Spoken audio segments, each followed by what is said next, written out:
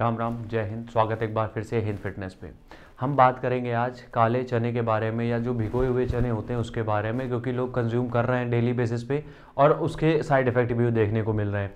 बहुत सारी फॉर्म होती है काले चने की, हम सबके बारे में बात करेंगे आज। आगे बढ़ने से पहले एक चीज़ ज़रूर हम कहेंगे कि ये हमारा नंबर है और ये है स्टेमिना बूस्टर। इस नंबर पे आप 1300 रुपये पेमेंट करके स्टेमिना बूस्टर अपने घर मंगा सकते हो। 1300 रुपये का आएगा सिर्फ, जो कि स्ट्रेंथ, स्टेमिना, एंड्योरेंस, आपका टेस्टोस्टेरोन सब कुछ इंक्रीज करके रख देगा। ठीक है, तो ये चीज़ें आपको लेनी है, मतलब ये 1300 रुपये का है सिर्फ।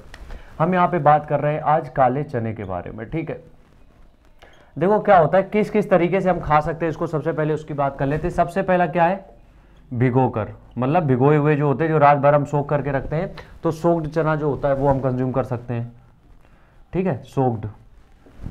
उसके बाद क्या कर सकते हैं हम, पहला तो हो गया यही भिगोया हुआ चना। दूसरा क्या होता है, दूसरा होता है जो हम काले चने की चाट बनाते हैं। जब भिगो के लाते हैं तो उसकी जो चाट बनाते हैं, मतलब कि आपने पहले रात भर भिगोया, फिर उसको सुबह उबाल के उसकी जो चाट तेल मसाला के साथ बना देते हो, वो हो गया दूसरे नंबर पे कि काले चने की जो हम लोग चाट बनाते हैं। ठीक है, उसके बाद तीसरा क्या है, जो सब्जी बनती है। ठीक है, और चौथा क्या है, सत्तू। और पांचवा क्या है, भुना हुआ चना। भुना हुआ चना। ठीक है, इनके बारे में आज बात करेंगे।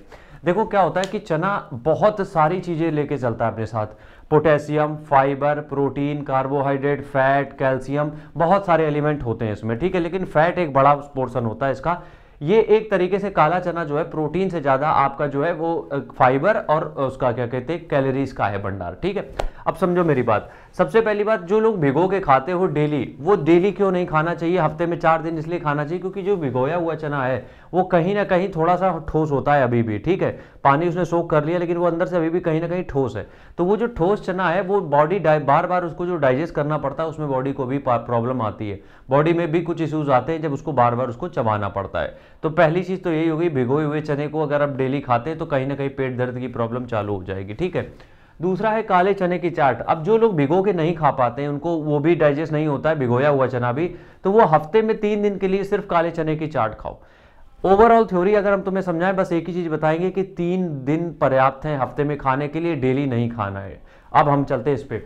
तो भिगोए हुए चने बेनिफिट्स तो बहुत बढ़िया होते हैं, क्योंकि कैलोरीज हमें थोड़ी कम मिल जाती हैं। क्योंकि देखो काले चने की अगर चाट बनाते हो, तेल भी पड़ेगा, मसाले भी पड़ेंगे, बहुत सारी और भी चीज़ें डालोगे तो थोड़ी कैलोरीज बढ़ जाएंगी। ठीक है, और दूसरी बात ये भी है, भुना हुआ भी हो जाता है। जबकि भिगोया हुआ चना आपने भिगोया, ज़्यादा हुआ तो उसको कपड़े में बांध के रख दिया तो अंकुरित भी हो गया, तो उसके बेनिफिट्स हमें ज़्यादा मिल जाते हैं। लेकिन जो काला चना है वो डाइजेस्ट हो जाता है, चाट जो होती है। उसके बाद हम बात करते हैं सब्जी।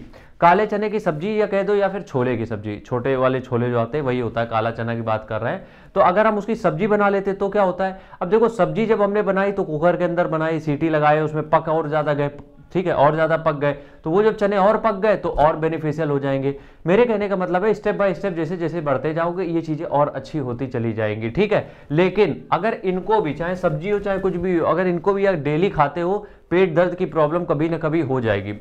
चना सत्तू की अगर बात कर ले तो वही है, काले चने जो आते हैं उसका पाउडर बना के हमें दे दिया जाता है। तो अगर हम वो पाउडर खाते हैं तो तब भी हमें दिक्कत है, पेट में प्रॉब्लम फिर भी होने वाली है। तो मेरे कहने का मतलब यहाँ पे सिंपल सा ये है बस, कि अगर आप ये जो चीज़ें हैं डेली खाते हो, चाहे चना सत्तू हो चाहे कोई चाट हो, तो कहीं ना कहीं पेट में बहुत इफेक्ट पड़ रहा है, पेट में बहुत प्रभाव पड़ रहा है। और अगर वजन बढ़ाने वाले हो तो इन चीज़ों को बहुत ज़्यादा कंज्यूम मत करना, क्योंकि ये जब खा लेते हो उसके बाद भूख नहीं लगती, क्योंकि फाइबर अच्छा खासा है। आखिरी में भुना हुआ चना, तो भुना हुआ चना अगर अच्छा करना है डाइजेशन इसके साथ, तो भुने हुए चने के साथ एक गुड़ का टुकड़ा ऐड कर देना, वो ज़्यादा बेहतर रहेगा। ठीक है, तो ये सारी चीज़ें करनी पड़ेगी अगर आप चना खाना चाहते हो तो, लेकिन ध्यान रखना 3 दिन से ऊपर फिर भी नहीं खाना है।